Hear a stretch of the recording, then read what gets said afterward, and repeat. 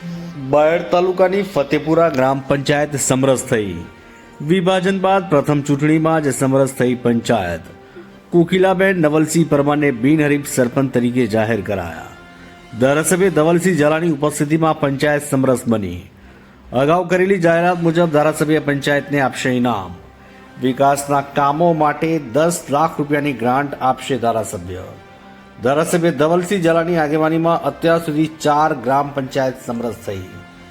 રૂપનગર, માનપુર, છાપરિયા અને ફતેપુરા સહિતની ગ્રામ પંચાયતો સમરસ થઈ।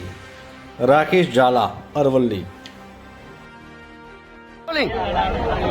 બાયડ વિધાનસભામાં 3 પંચાયતો સમરસ થઈ અને એક આ ચોથી ફતેપુરા પંચાયત એ પણ આજે સમરસ થવા જઈ રહી છે। તમામ સભ્યો અને ઉમેદવાર સાથે આખું ગામ ફતેપુરા પંચાયતના તમામ નાગરિકો અહીંયા ઉપસ્થિત છે।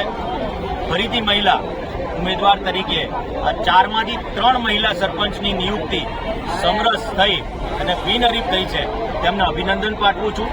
સાથે સાથે તમામ બીજી બાકી રહેલી પંચાયતોને પણ સમય ખૂબ નજીક છે, સમય પણ છે તમારી પાસે। જેટલા લોકો ઉમેદવારી પત્રો ભરેલા છે અને એમને પણ વિનંતી કરું છું કે તમે સમરસ કરો। આજે આનંદની વાત એ છે કે બાયડ તાલુકામાંથી 4 પંચાયતો સમરસ થઈ છે।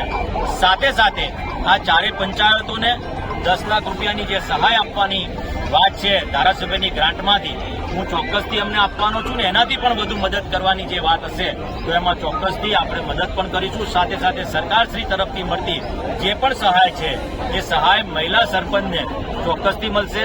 તમામ નાગરિકો, સરપંચ, સભ્યો અને તમામ લોકોને હું અભિનંદન પાઠવું છું ને એમનો આભાર માનું છું કે સમરસતાના વિકાસ તરફ એક પહેલ અને એક પગલું આગળ વધ્યા છે, તે બદલ તમામ નાગરિકોનો આભાર માનું છું। અસ્તુ ભારત માતા કી જય, જય જય ગઢવી।